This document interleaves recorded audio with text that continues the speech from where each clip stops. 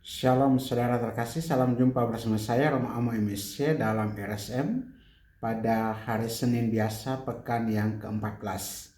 Selamat memulai pekan yang baru dan semoga dalam pekan ini Anda senantiasa memperoleh kesehatan, keselamatan dan juga kesuksesan tentunya, dan segala rencana yang hendak dilakukan dalam pekan ini berjalan dengan lancar.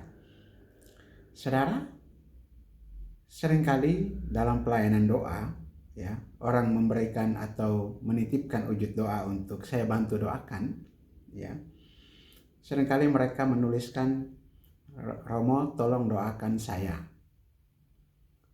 sakit ini dan lain sebagainya. Atau tolong doakan saya mau sekolah, mau sudah selesai sekolah dan cari pekerjaan setengah mati belum dapat. Hal semacam ini bukan tidak boleh untuk disampaikan. Silahkan disampaikan.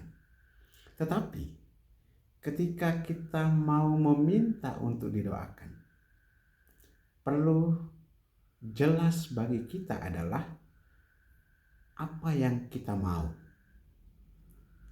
apa yang kita butuhkan, apa yang kita harapkan supaya kita didoakan. Kita didoakan supaya apa?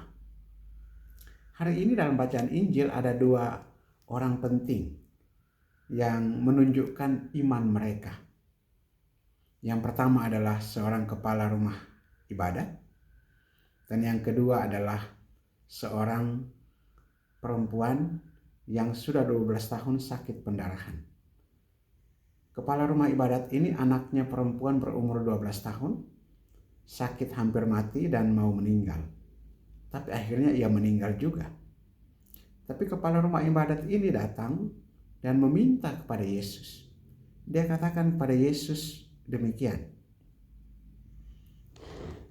Dia katakan, anakku perempuan baru saja meninggal, tetapi datanglah dan letakkanlah tanganmu atasnya, maka ia akan hidup. Anaknya baru saja meninggal, tapi datanglah, letakkanlah tanganmu atasnya, maka dia akan hidup. Kepala rumah ibadat ini percaya bahwa anaknya akan hidup ketika diletakkan tangannya oleh Yesus. Begitu juga dengan perempuan 12 tahun menderita sakit pendarahan. Dia katakan begini, asal ku jamah saja jubahnya, aku akan sembuh.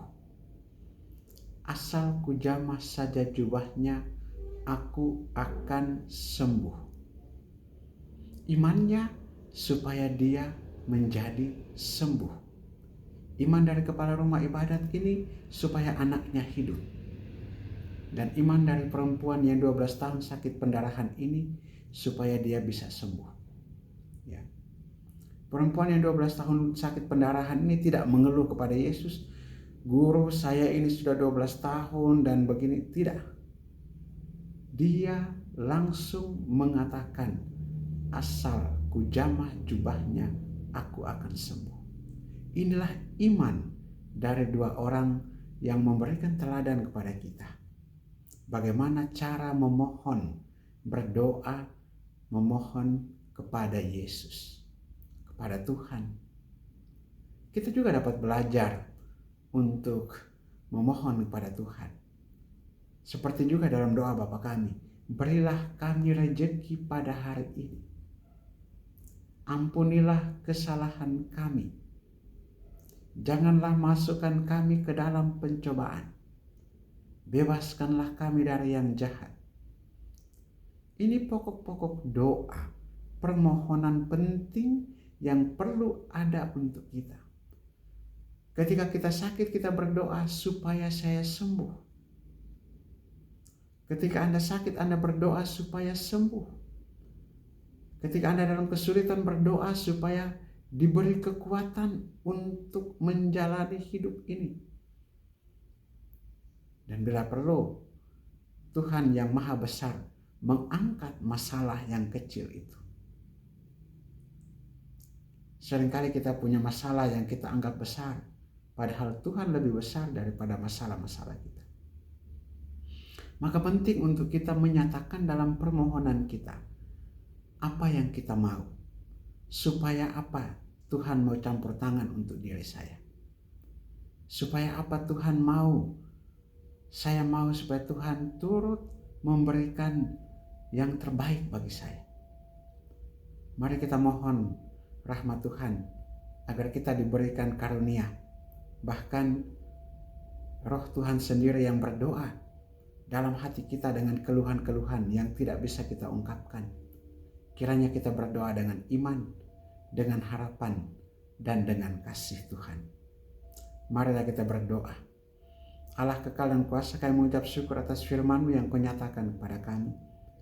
Bagaimana cara kami berdoa supaya juga melalui iman kami Engkau mengabulkan doa-doa permohonan kami. Demi Kristus Tuhan dan Juru Selamat kami yang hidup dan berkuasa bersama Dikau dalam persatuan Roh Kudus Allah sepanjang segala masa. Amin. Berkat Allah yang Maha Kuasa turun dan tinggal atas saudara sekalian, Bapa dan Putra dan Roh Kudus. Amin.